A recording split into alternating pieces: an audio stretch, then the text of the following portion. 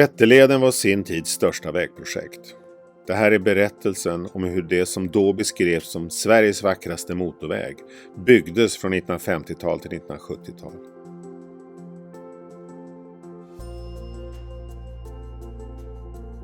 Tack vare vägingenjör Gösta Mellströms filmbilder kan vi följa delar av arbetet med det utmanande vägprojektet.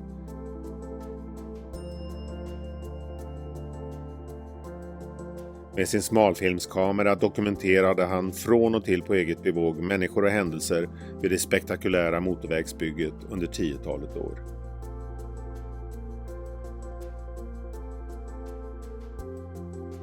Hösten 1958 drogs första spadtaget och Lucia-dagen 2 år senare kunde etapp 1 mellan Huskvarna och Vättersmålen invigas.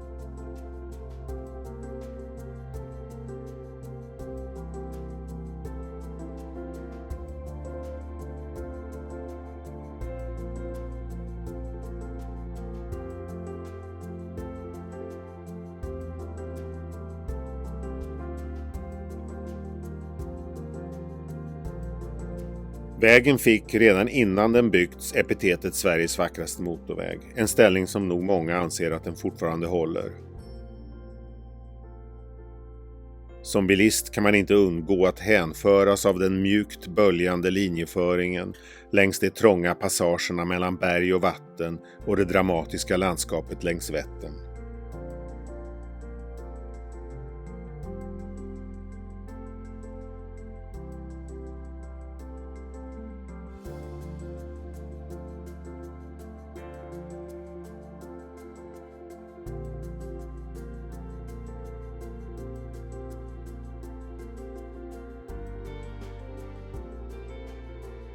Efter andra världskrigets slut kom bilismen att öka mångfaldigt under det närmaste decenniet.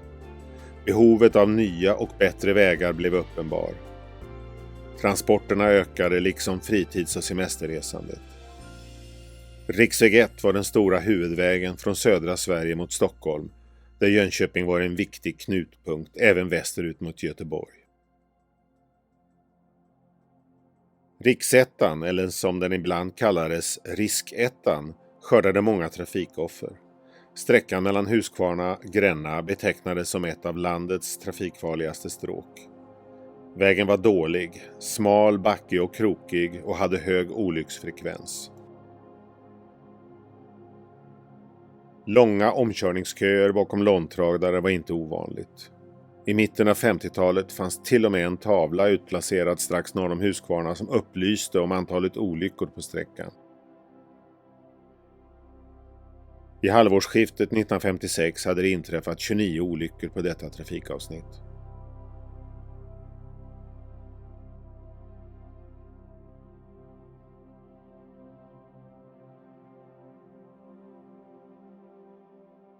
När Väg- och vattenbyggnadsstyrelsen presenterade sin vägplan för Sverige 1957 hade planerna på en ny riksetta från Gränna genom Huskvarna och Jönköping pågått flera år. Den skulle ha motorvägsstandard, men den exakta dragningen var inte bestämd. Helt klart hade det heller inte varit att den nya riksettan skulle gå enligt samma sträckning som tidigare. Ännu i vägplanen redogjordes för alternativa dragningar av det så kallade huvudstamnätet. En dragning längre österut i Småland förbi Eksjö och Växjö var ett förslag som varit uppe för diskussion. Men man gjorde bedömningen att det hårda trafiktrycket på den befintliga riksettan inte skulle minska vid ett sådant alternativ. År 1950 startades på vägförvaltningen en utredning för den nya riksvägens sträckning mellan Jönköping och Gränna. Man kom fram till 3 olika alternativ, men det var framförallt 2 som stod mot varandra. Dels det så kallade röda alternativet parallellt med den gamla riksettan genom bland annat Skärstadalen. Dels ett alternativ ut med Vätterstranden. 1955 fick man i uppdrag att ta fram en arbets- och kostnadsplan för Vätterleden som den nu kom att kallas i pressen.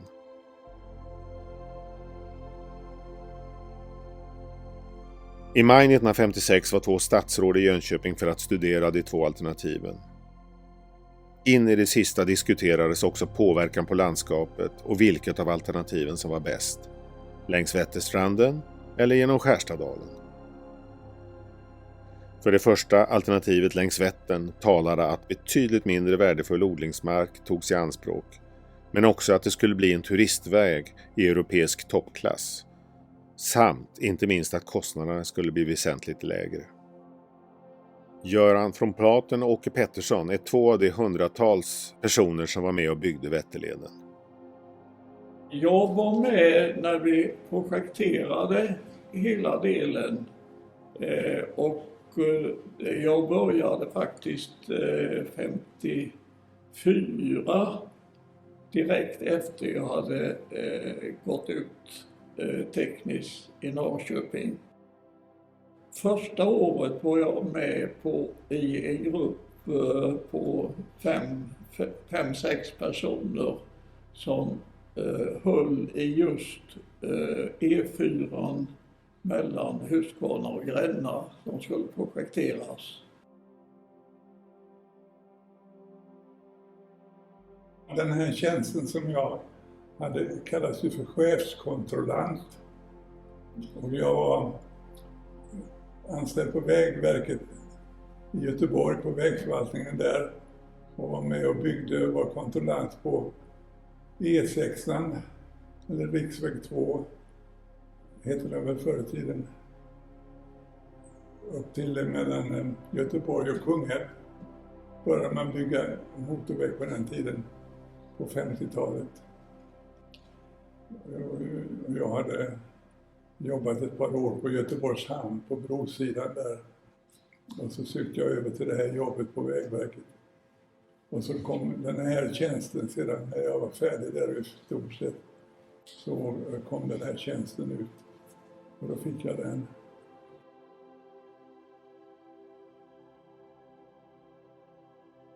Parallellt med alla diskussioner pågick projekteringsarbeten, bland annat med en undersökning av sträckningen mellan Brunnstorp och Galgen, men också hur man skulle lösa sträckningen genom Huskvarna och Jönköping. Skärstadbönderna, ortsbefolkning, politiker, ämbetsmän och Vägverkets tjänstemän väntade spänt på att se hur regeringen skulle ställa sig till de olika alternativen. Senare under sommaren 1956 kom beskedet. Den nya sträckningen skulle gå längs Vätterstranden. Åke Pettersson minns att när han kom tillbaka efter 15 månader som militär fick han ingå i en arbetsgrupp som jobbade med projekteringen av Vätterleden. De andra alternativen var då bortförda. Projekteringsarbetet tog förhållandevis lång tid i och med att man inte hade någon större erfarenhet av liknande projekt. Endast motorvägen mellan Lund och Malmö var byggd i Sverige. 1958 var projekteringen för den första etappen klar.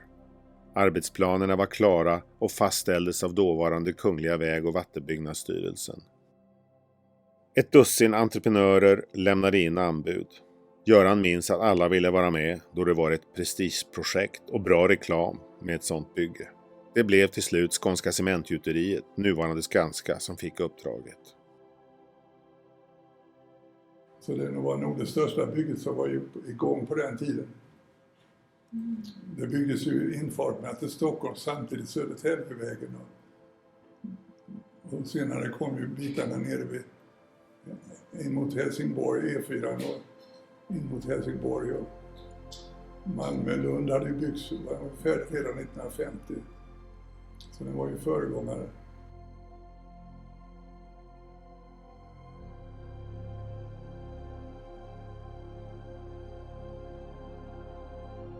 På vägförvaltningen i Jönköping bildade man senare en speciell motorvägsenhet som bara sysslade med de stora motorvägarna.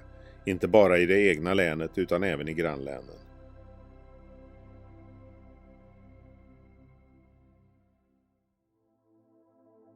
Inför vägbygget gjordes ett flertal besiktningar av kända fornlämningar för att göra en bedömning av om de skulle påverkas av den nya vägen.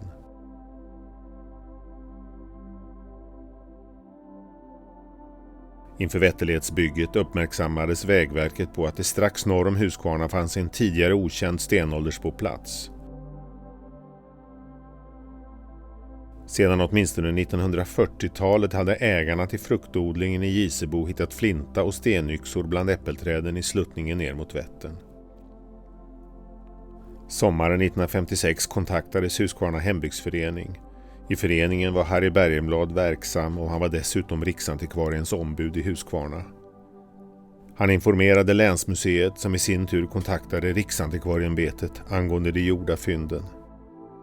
Bergenblad publicerade också en artikel om Gisebofynden i Hembygdsföreningens årsbok samma år.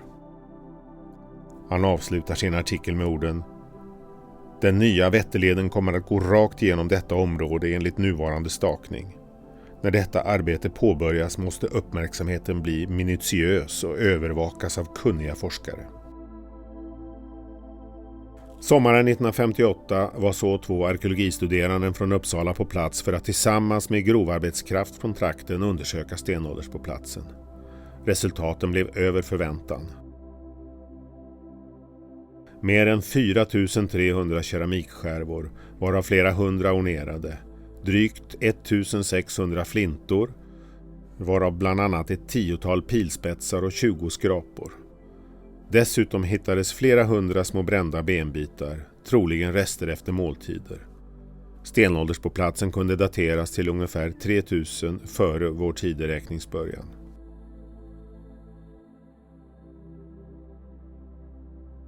Sommaren 1959 gjordes ytterligare fynd vid vägbygget. Vid grustaget i Drättinge i Skärstad hittades förhistoriska eldstäder. Och vid Varpaskans hittade en grävmaskinist ett praktfullt 1500-talssvärd. Länsmuseet ryckte ut och gjorde mindre undersökningar vid fyndplatserna. Svärdet kopplades ganska omgående samman med den danska hären bestående av mer än 6000 man som drog fram genom bygden under Nordiska sjuårskriget i november 1567. Schaktgubbarna på Skanska som hittade det. Och det lämnades väl in till kontoret där. Och sen fick vi reda på det och så. Anna Nilsson och vägdirektören var ute där en gång, jag träffade dem ute.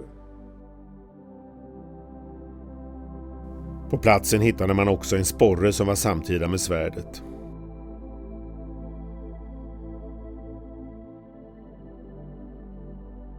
I den danske fältherren Daniel Rantzaus dagbok över krigstågen genom Småland och Östergötland skriver han att platsen kallades för Himmelsporten och var befäst med ett blockhus.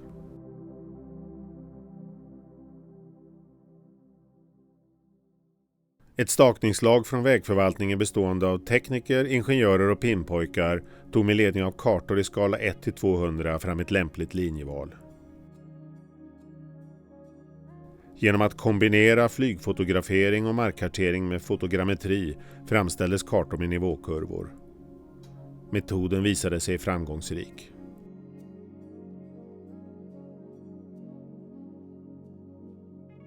Det medförde att de nya tekniska hjälpmedlen även började användas vid andra vägprojekt.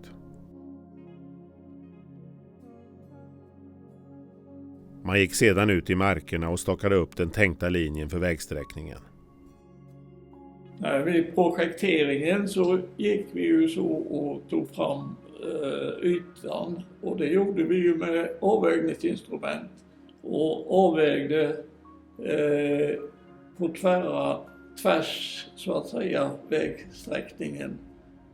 I bergdelarna var 10:e meter och i övrigt var 20:e meter en sektion. Och vi gick ju nerifrån Vättern och sen upp hela bredden. Och då hade vi ju inte avröjt och så vidare. Och man gick ju med som sagt på vanliga avvägningsinstrument. Och en man kutade med stång och ställde ner.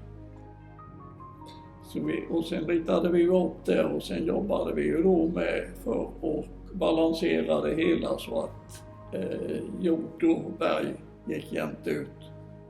Så vi körde nog inte bort något särskilt.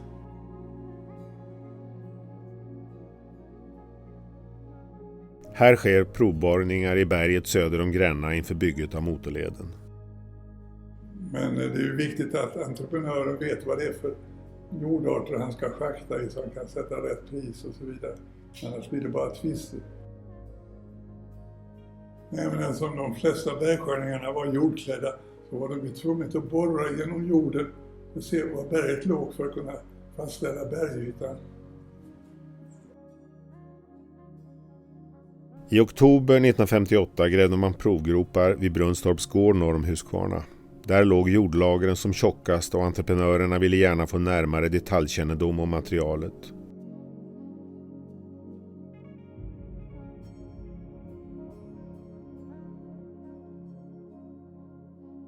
I flera fall behövdes hus rivas för att lämna plats åt den nya motorvägen. Det blev protester från berörda markägare. Största skadorna skulle vållas på de stora fruktodlingarna vid Gissebo, där 60 000 kvadratmeter mark med fruktträdgårdar skulle bort. Praktiskt taget hela vägen drogs på privatägda marker, vilket medförde att marklösen tog sin tid. Det var ju många sommarstugägare som fick lämna sina hus. Fick inlösta givetvis, men det var inte så populärt alltid. 3 herrar från vägförvaltningen, bland annat arbetschefen Nils Hultén och Uno Ljungström, markenlösare, plockar äpplen, en sista skörd innan motorvägen dras fram.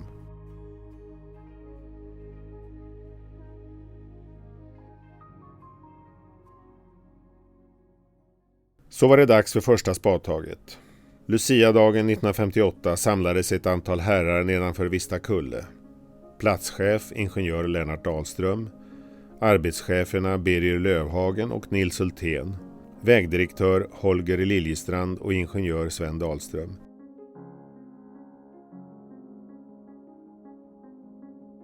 Vägdirektör Holger Liljestrand deklarerade: Går allting friktionsfritt ska denna första etapp vara klar i slutet på 1960. Vi är mycket glada åt att vi nu kommit så långt att arbetet igångsatts. Det har varit besvärligt och omfattande förarbete, men nu har det burit frukt. Avslutade vägdirektören, och de andra herrarna nickade instämmande.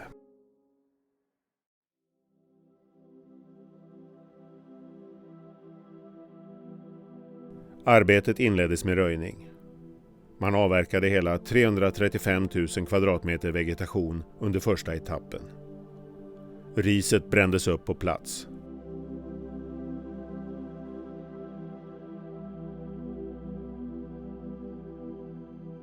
Entreprenören, Skånska Cementgjuteriet, hade många utmaningar.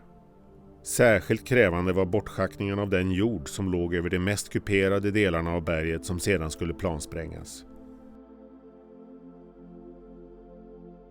Matjordsavtagningen skedde med bandtraktorer och motorschacktvagnar. Jorden lades upp i strängar och högar utefter väglinjen som senare skulle användas till att klä slänterna med.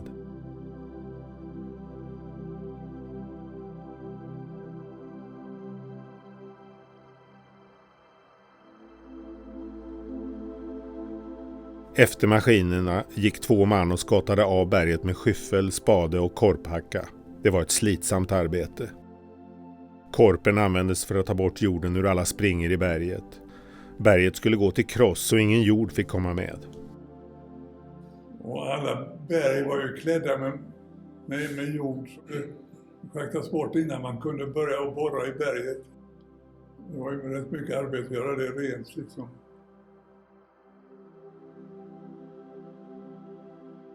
Ja, man var ute tillsammans och när berget var avklätt så skulle man ju mäta upp det så man kunde beräkna volymen. De hade ju betalt per kvadrat eller kubikmeter.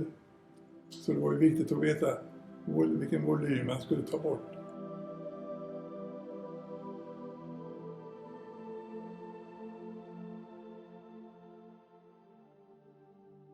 Skånska Cementgjuteriets platskontor upprättades i en nedlagd järnvägsstation vid Vistakulle, där också Hardeberga stenindustris krossanläggning arrenderades för makadamkrossning.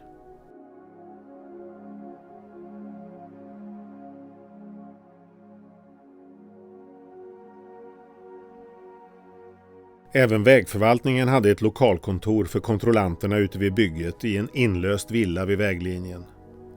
Det låg precis norr om Edeskvarna. Den som från kontoret ledde vägarbetet ute i fält var platschefen och en biträdande platschef.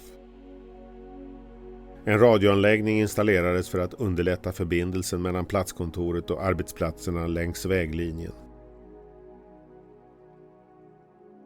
Så här kunde det låta i etern norr om Huskvarna den där sommaren. Till Brunnstorp från ledningen. 2 pullor omdirigeras till Lilla Djävulspasset. Lastbilar 7, 8 och 9 till Makadamfabriken. Sprängare Aspsjö i Vättesmålen.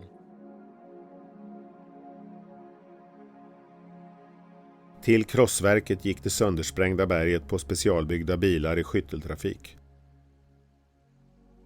De körde sedan tillbaka med makadam som lades i stora upplag för att sedan planeras ut till bärlager. Och inte förrän 180 000 ton i ett 20 cm lager spreds ut över det nya motorvägsavsnittet tystnade krossen.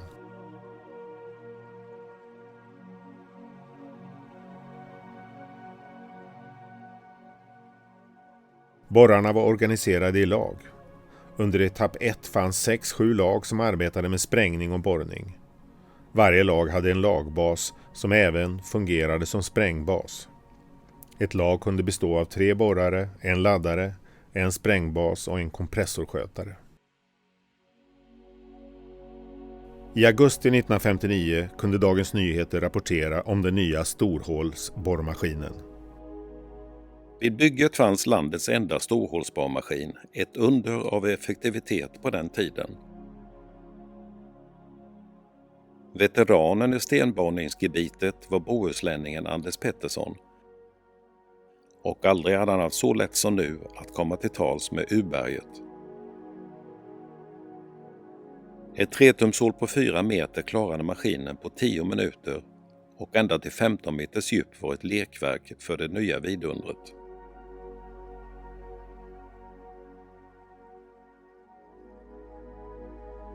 Efter det trädde sprängarbasen Sten Aspsjö och hans mannar in i bilden. Och det var pojkar som var vana att vara där det smällde.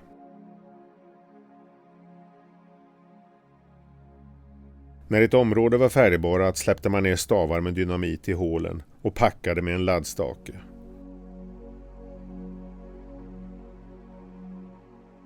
Man hade elektrisk tändning och använde för det mesta en teknik kallad intervalltändning.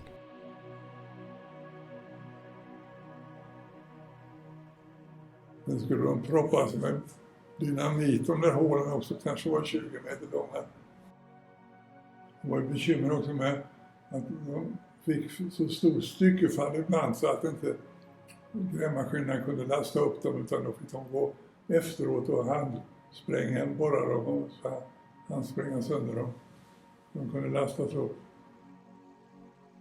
Efter att bandtraktorer och grävmaskiner forslat bort massorna kontrollerade ett antal så kallade skrotare att det inte fanns några lösta stenar kvar som kunde förorsaka ras. Det skulle ju bergsländerna rensas också, det fick inte vara något löst. De kunde inte trilla ner på vägen, så det var mycket. Det gick där med spett och lossade stenarna.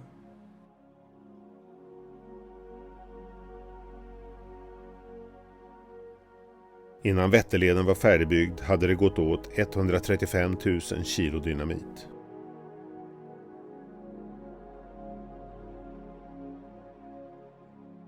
Mellan Huskvarna och Vättersmålen kom vägen i huvudsak att gå fram i en sluttande terräng omgärdat av 2 stup.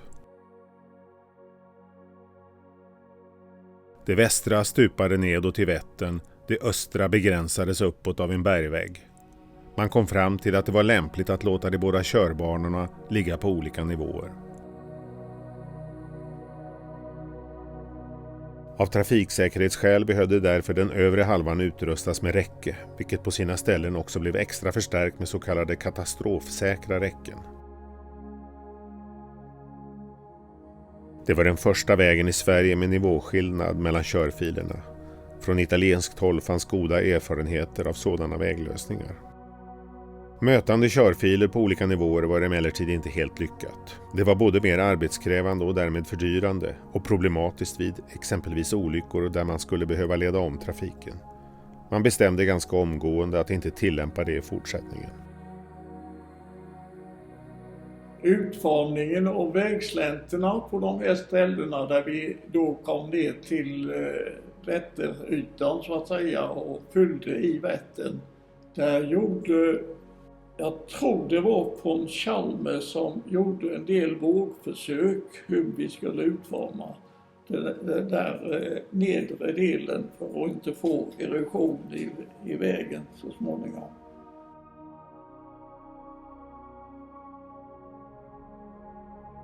Vägprojektet var som sagt utmanande på många sätt. Där fanns tekniskt svåra passager längs de branta sluttningar ner mot Vättern, både vid utsättning och vid själva maskinarbetena. Särskilt besvärliga var Lilla och Stora Djävulspassen. De kallades så för att det var otillgängligt och besvärligt att arbeta där. Grävmaskinerna kunde inte komma fram så borrarna fick klättra 20-30 meter upp till berget och binda fast sig själva av borren innan man kunde börja arbeta. Själva borrmaskinen satt i ett stativ och hade tyngder som pressade ner den och som reglerade trycket.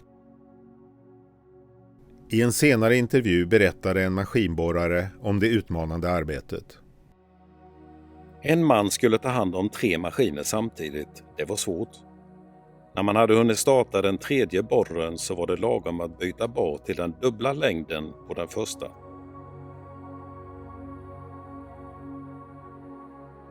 Nivåskillnaden mellan vägbanorna vid Djävulspasset var först projekterade på runt 6-8 meter.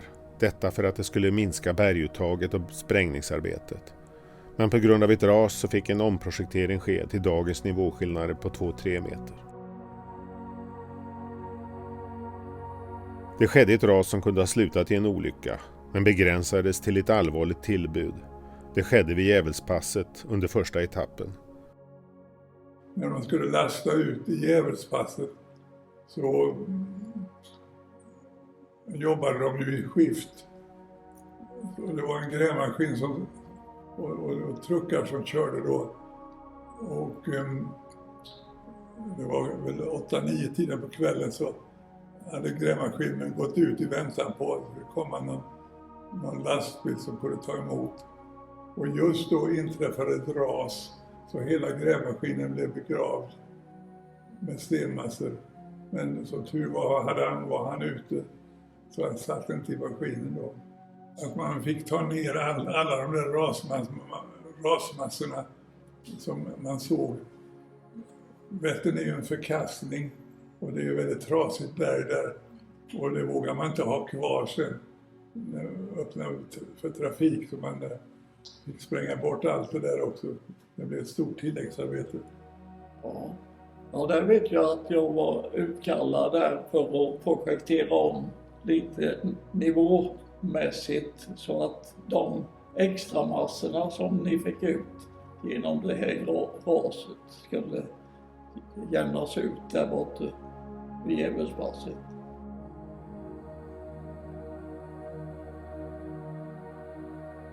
Djävulspassen vållade bekymmer även efter att vägen var färdigställd. Man fick ständigt patrullera och ha vakthållning på vissa utsatta ställen där rasrisken var stor. Det sköra berget sprack sönder efter regn och kyla, vilket gjorde att man fick flera mindre ras. Senare satte vägförvaltningen upp skyddsnät på branten som än idag med jämna mellanrum måste underhållas.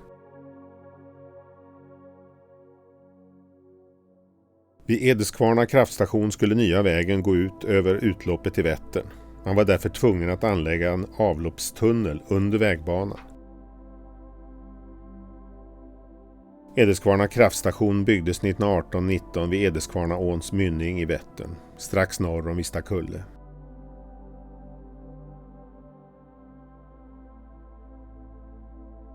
Terrängen vid kraftverket var allt för oländigt för att tillåta ihopsättning av den 58 meter långa tunneln på plats. Hopmonteringen utfördes istället på Vätterstranden i Huskvarna.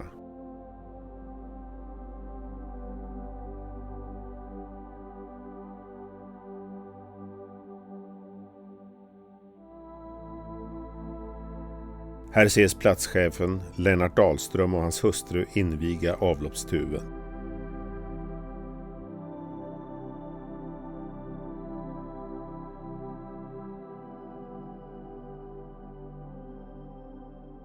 Byggdes den sen så rullades den ut.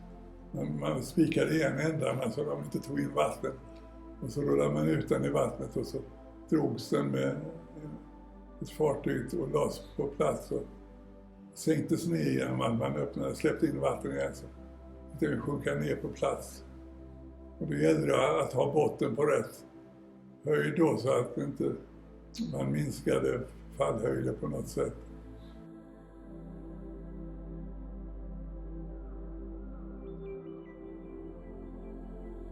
Och den skulle ju ligga på en grusbädd också.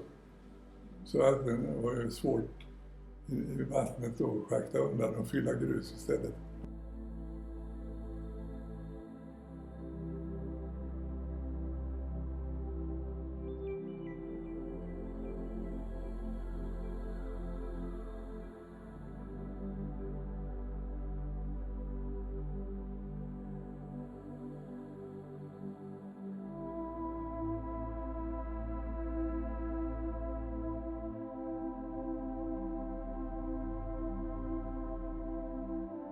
Här ses MS Stjärnor boxera avloppstuben till Edeskvarna.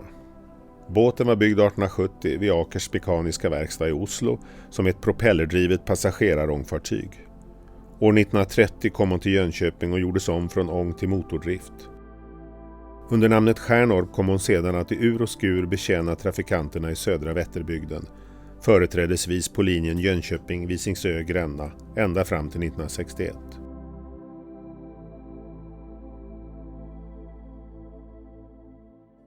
Det var maskinerna som byggde motorvägen, lär någon ha sagt. Naturligtvis en sanning med modifikation, men teknikens framsteg gjorde det möjligt att bygga Vätterleden med ett minimum av manuell arbetskraft. I medeltal var ett 100-tal arbetare och maskinister verksamma i projektet. Därtill kom ett 20-tal personer i arbetsledning och administration. Nya metoder och maskiner togs i bruk under projektets gång, allt för att öka effektiviteten och som Dagens Nyheter uttryckte det: Ingen väg har byggts i det här landet i så högt uppdrivet tempo och med anlitande av så hypermodern och så stor maskinpark. Skanska skaffade ju stora nya moderna maskiner som inte var till. Själva schakten gick ju mycket med såna här Caterpillar scrapers heter de skrapade jorden och körde och tippade av den på ställen där de skulle tippas i bankarna. Och det var ju stora jobb som var billiga att göra. Man grävde inte med grävmaskin på det sättet som man många gånger gör idag i mindre skärningar. De här maskinerna kallades även pullor och kom av Tornapull. Det både lastade, transporterade och tippade av. Kapaciteten var 15 ton eller 10 kubikmeter.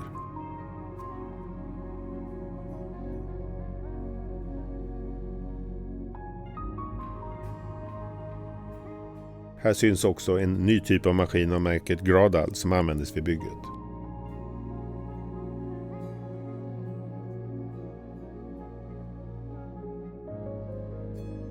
Det var en imponerande styrka med maskiner som deltog i Vätterledsbygget. Bland annat brandtraktorer av olika slag, grävmaskiner, specialmaskiner för slänter, motorschacktvagnar, så kallade pullor och väghyvlar.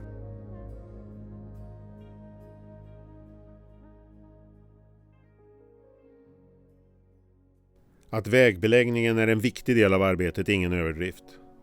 Vid Vätterleden användes asfaltbetong som ytlager. Längst ner la man ett tätningslager av finkornig morän och högst upp ett indränkt bärlager av makadam.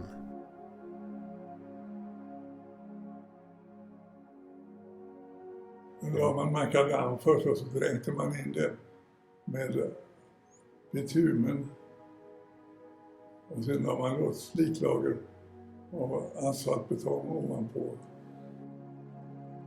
Man hade först lagt på en provisorisk vägbeläggning, men denna ersattes och kompletterades till invigningen. Under 1961 utförde entreprenören det slutliga slitlagret på vägen. Då hade man också tvingats till omfattande reparationer. Redan efter första vintern hade man fått problem med sättningar i berget som man var tvungen att åtgärda.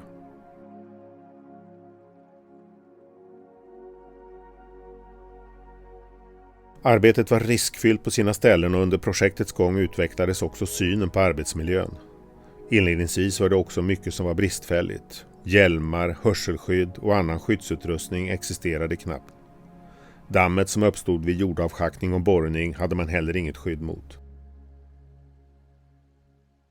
Där berget var dåligt förekom återkommande ras. Yrkesskicklighet var nödvändigt för undvikande av olyckor. Man får hålla sig vaken när man kör, som en maskinförare uttryckte det. Berget som skulle sprängas skulle först borras. En borrare berättade: Innan man började borra fick man klättra 20-30 meter upp till berget och binda fast sig själv och borren innan man kunde börja arbeta.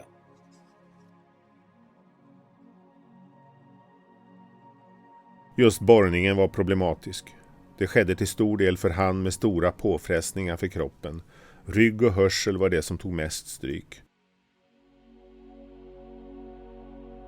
I en senare undersökning redogjorde några av de inblandade arbetarna för hur de upplevde arbetsmiljön.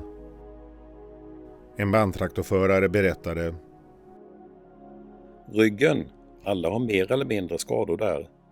Det är skakningar som är orsaken till skadorna. En annan framhöll bullret och den höga ljudnivån. Det är hörseln som blivit delvis nedsatt. Sommaren 1959 var väldigt varm.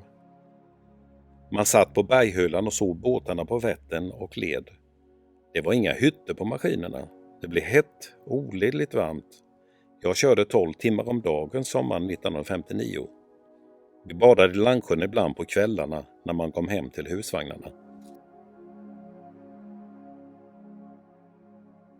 Till en början fanns heller inga möjligheter att tvätta av sig annat än i sjön eller någon pöl. Vid de senare etapperna blev det vanligare med skyddsutrustning. Hjälmar, hörselskydd, stövlar med förstärkt tåhätta, handskar och skyddskläder delades ut till personalen.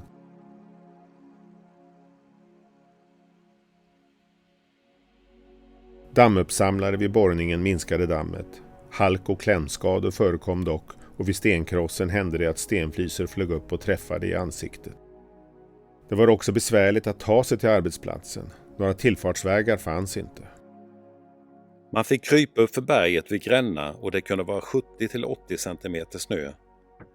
Det var rätt upp för 20-30 minuter varje morgon.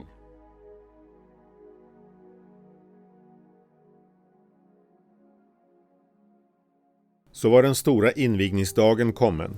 På dagen 2 år efter att första spadtaget hade tagits för etapp 1 så kunde den nya motorvägen invigas. Det skedde vid Brunnstorp strax norr om Huskvarna.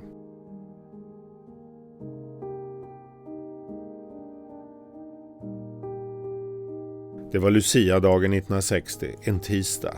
Det var kallt, det hade kommit snö och blivit minusgrader. Inte helt perfekt för en väginvigning. Men äntligen skulle man få köra på det som kommit att kallas Sveriges vackraste väg.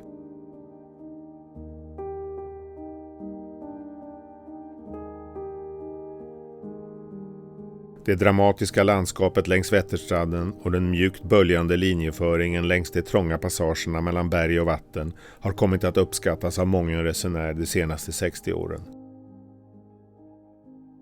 På måndag, dagen innan invigningen, var motorvägen i det närmaste fullt klar.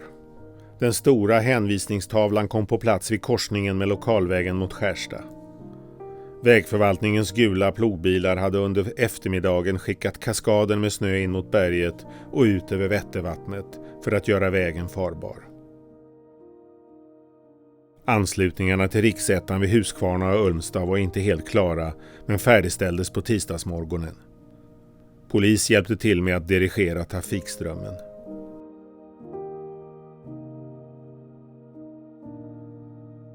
Platschefen för Vätterledsbygget, ingenjör Lennart Dahlström, var enligt tidningarna på gott humör denna invigningsdag, liksom vägförvaltningens arbetschef Nils Hultén.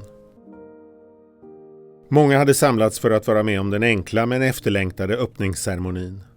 Där syntes representanter från vägförvaltningen med vägdirektör Gösta Geipel i spetsen. Skånska cementgjuteriet representerades av bland andra överste Tord Lindblad som kommit ner från Stockholm. På plats fanns naturligtvis också landshövding Allan Nordenstam med maka. Skånska Cementgjuteriets representant hälsade välkommen och överlämnade 12 kilometer motorväg och 5 kilometer anslutningsvägar till vägförvaltningen i Jönköpings län. Vägdirektör Gösta Geipel tackade och tog emot och uttalade förhoppningen att den nya vägen väsentligt ska förändra den skrämmande olycksfallsstatistiken på riksettan. Vägen är insprängd i berget och strukturen i berget har åsamkat entreprenörer många komplicerade problem. Dessa har man löst tillfredsställande. Den nya vägen är en julklapp inte bara till länet utan till hela landet, sade landshövdingen Allan Nordenstam i sitt tacktal. Något sidenband i den svenska flaggans Sverige var inte spänt över vägen. Däremot stod där ett par stadiga bockar som vägdirektör Gösta Geipel efter en stund lyfte åt sidan och bjöd den samlade bilkortesen att ge sig ut på premiärturen. Först ut var landshövdingens bil, en Cadillac 57 kallad F1, som gjorde en snabb tur och returfärd på motorvägen, följd av representanter från Skånska Cementgjuteriet, vägförvaltningen och presskåren. Första vanliga trafikanten var en tysk bilist som snabbt smet förbi premiärkaravanen men artigt nog höll sig bakom landshövdingens Cadillac.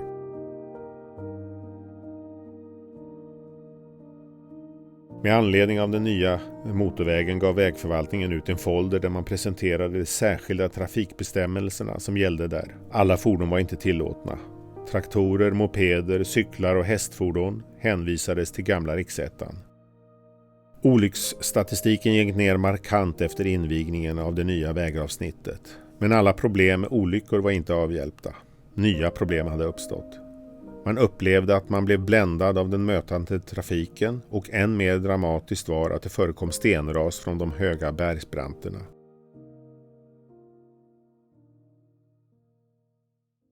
Arbetet med fortsättningen av Vätterleden som skulle gå mellan Vättersmålen och Gränna påbörjades 1959. Vätterleden etapp 2 blev fastställd 61 och i september 1962 kom besked om att man kunde påbörja markarbetena.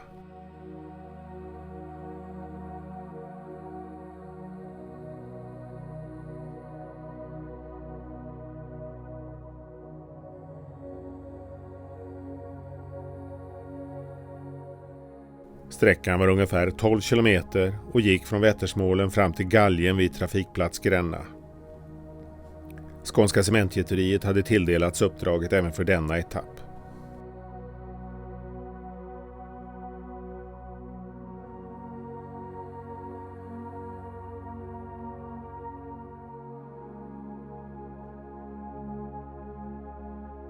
I motsats till föregående sträcka fick etapp 2 sina båda körfiler i samma plan. Projektörerna hade också tänkt på den blivande högertrafiken. Terrängen var mycket utmanande och bland annat skulle byggas 3 större och 8 mindre broar. Den största av dem blev bron över Röttleån strax söder om Gyllene Uttern. Den skulle få en längd av 174 meter och blev den mest krävande och svåraste man byggde. Bropassagen gick över den nästan 50 meter djupa Röttleravinen och bestod av 2 parallella broar, en för varje körbana.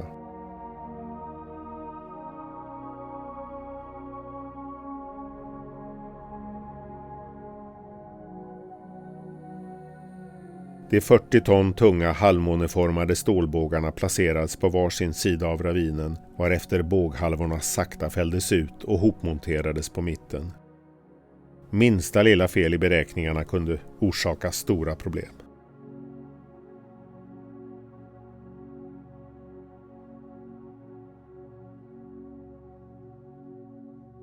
Den 1 oktober 1964 invigdes så etapp 2.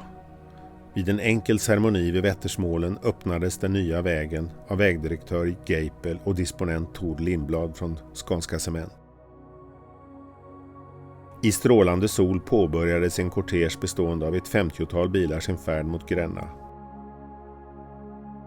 Färden avslutades med kaffe i det fria på den nya rastplatsen vid Ölandsby, varifrån man har en vid utsikt över Vättern, Visingsö och Västergötland.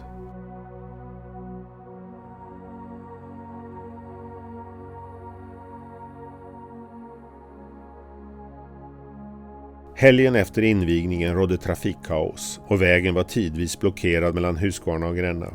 Tusentals nyfikna bilister ägnade den vackra söndagen åt att ta en premiärtur.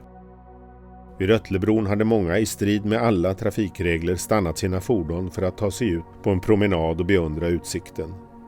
Poliser från Huskvarna, Jönköping och Gränna hade fullt sjå att hålla vägen fri.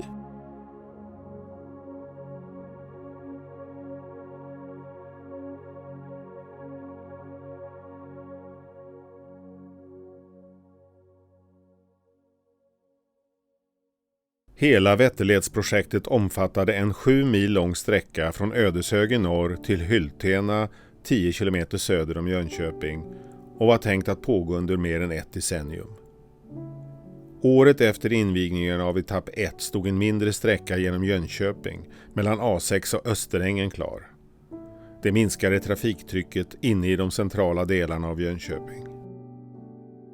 När andra etappen, delen Vättersmålen-Gränna, var avslutad hösten 1964 påbörjades ytterligare flera kortare etapper genom Huskvarna och Jönköping.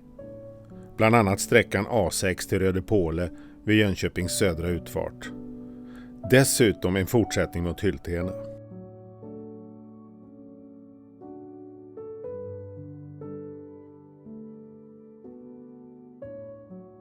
Mest komplicerad var dock den del som skulle gå genom Huskvarna.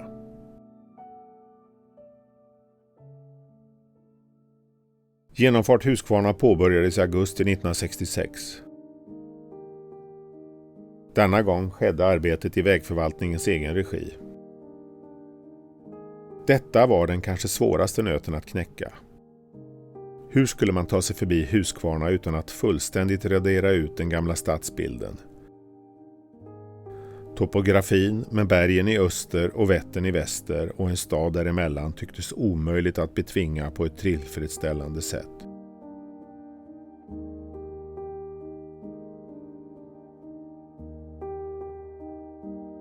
I diskussionerna berördes Huskvarna stadsmuseum i Kruthuset. Det var kanske tvunget att rivas för att ge plats åt den nya vägen. För att möta detta hot tog Huskvarna hembygdsförening fram ett eget förslag redan i mars 1954 där man placerade den nya vägen ute i Vättern för att undvika att förstöra Kruthuset och det intilliggande Kroatorpet. Detta blev naturligtvis mycket diskuterat och ifrågasatt.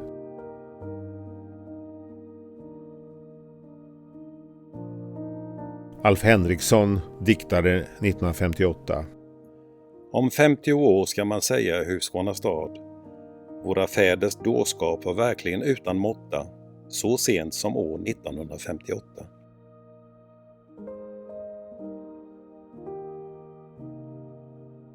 I och med att Vätterledens första etapp bestämdes gå från Brunnstorp, strax norr om Huskvarna, till Vättersmålen i norr, hade man gjort sitt val.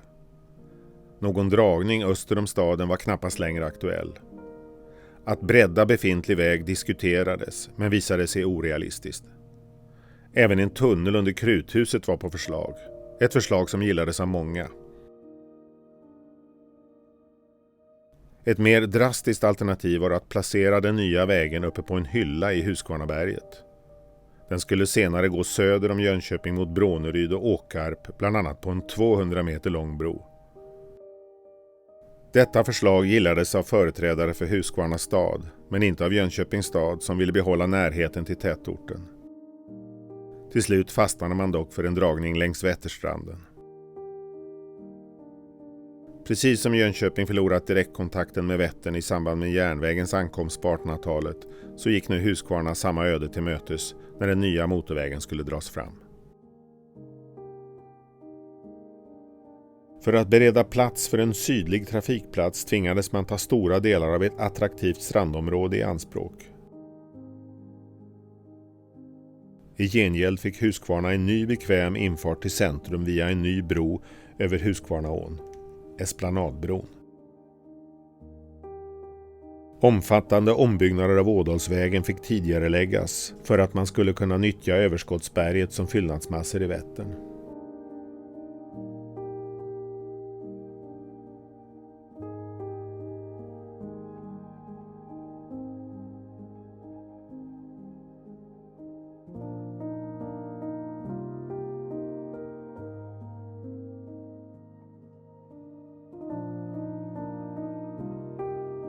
En småbåtshamn byggdes också som samtidigt fungerade som ett skydd för vägen mot Vätterns vågor.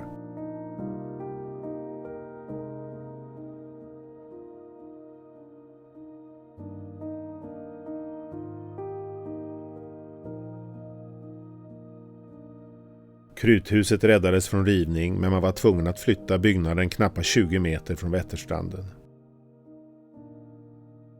Senhösten 1968 var det så dags för invigningen av den nya vägen. Och tisdagen den 5 november invigde landshövding Sven af Geijerstam den nya motorvägssträckan vid en ceremoni utanför Kruthuset.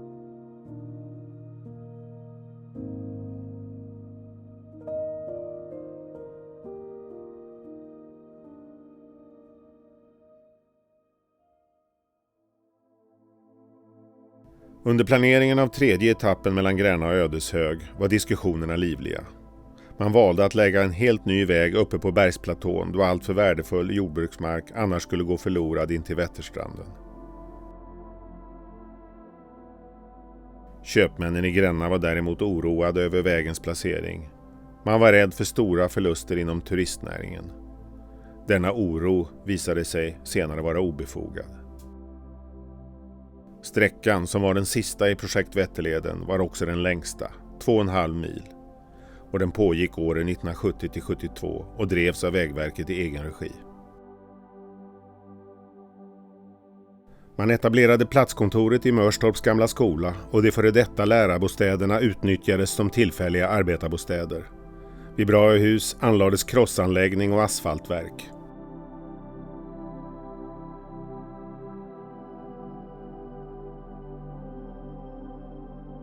Vid årsskiftet 1969-70 inleddes arbetet med avverkning och röjning. Röjningen var starkt mekaniserad under den sista etappen jämfört med tidigare. Terrängen var dock mer lättarbetad än vid första etappen 10 år tidigare.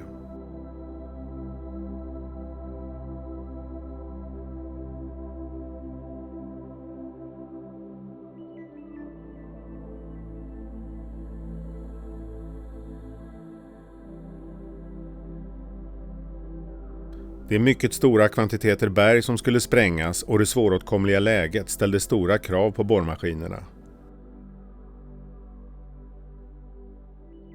Man använde flera olika typer av borrvagnar, bland annat en specialvagn för svårtillgängligt berg.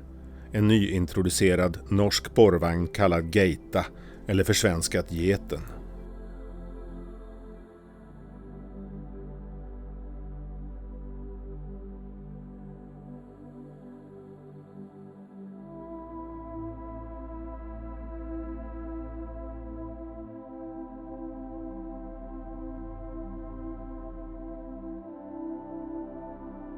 Det blåste snålt på rastplatsen vid Brahehus under invigningsceremonin tisdagen den 28 november 1972.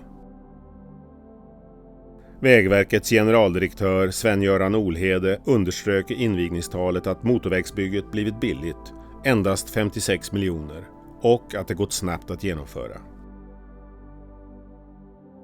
Landshövding Sven af Geijerstam framhöll att den ökade trafiksäkerheten var det främsta skälet till den nya etappen av motorvägen.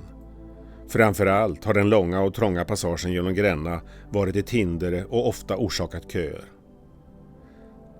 Både landshövdingen och den lokala turistchefen uttryckte en förvissning att Gränna även i fortsättningen skulle vara ett attraktivt besöksmål. Den nya motorvägsetappens främsta attraktion blev ruinen Brahehus, som bilisterna tidigare endast skymtat uppe på berget.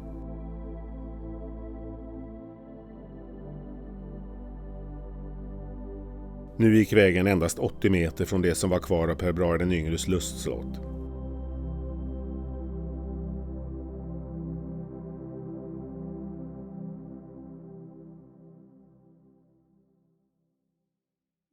Under projektets gång kom trafikantens trivsel att hamna allt mer i fokus. Vätterleden försågs med flera spektakulära rastplatser som idag årligen besöks av mängder av pausande bilister. Under etapp 1 anlades rastplatsen vid Vistakulle.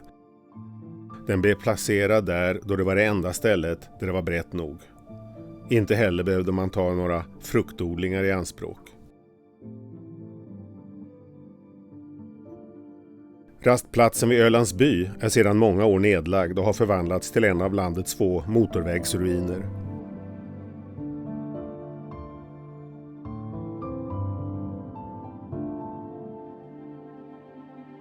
Rastplatsen vid Gyllene Uttern, vid Gränna Galgbacke, blev en experimentplats där det innanför parkeringsrutorna skapades små intima viloplatser, Berså-liknande oaser omgivna av träd och buskar till skydd mot insyn och vättervindarna. Allt anpassat för den rastande familjen. Rastplatsen vid Gunneryd hade fått landets första vägtoalett, dessutom arkitektritad. Tanken var att den skulle provas ut innan man började sätta upp sådana längs andra vägar i landet. Vägtoaletten finns ännu kvar. Av de närboende kom den att kallas Riksdasset. Kanske borde den anrika toaletten bli K-märkt. Vid avfarten mot Ölmsta och gamla Riksättan byggdes ett nytt motell, Motell Vätterleden, som stod klart hösten 1962. Det startades av Sven Johansson, eller Sven i backen som han allmänt kallades. Han hade tidigare drivit bensinmack i Gisebo, men insåg snabbt att med Riksättans nya dragning skulle det populära långtradarchaffiställets saga snart vara all. Motell Vätterleden blev också en framgång. 1964 kostade ett enkelrum med frukost 26 kronor. Under etapp 3 tillkom kanske den mest spektakulära rastplatsen, vid Brahehus.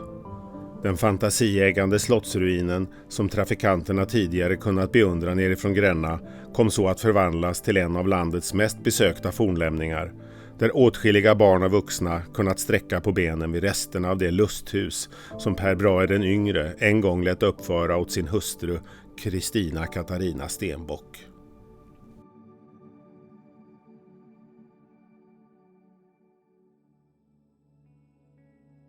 Gösta Mellström gjorde de här filmupptagningarna på eget initiativ. Målmedvetet följde han vägprojektet under lång tid och var mån om att få med så många olika arbetsmoment som möjligt. Han var ju chef för egen regiverksamheten. Det byggdes ju mycket. Vägverket eller vägförvaltningen hade många anställda som byggde vägar i egen regi. Och han ville väl vara med och se på utvecklingen av nya maskiner och så vidare. Och då var det bra att ha ett mål, jag ska ut och fotografera. För att det skulle skrivas reseförordnande varje gång. Och det gick ju inte att skjuta på en fotografering, för just idag så det är intressant att fotografera. Så att jag kan tänka mig att det gick till på det sättet. Och det var nog medvetet att de gärna ville dokumentera det här, för det var ju mycket stort intresse från andra vägförvaltningar. De kom i busslaster dit och studerade alla nya maskiner och allt som först gick här. Så Skanska gjorde ju en väldigt fin insats där genom att visa upp allt vad som fanns i branschen.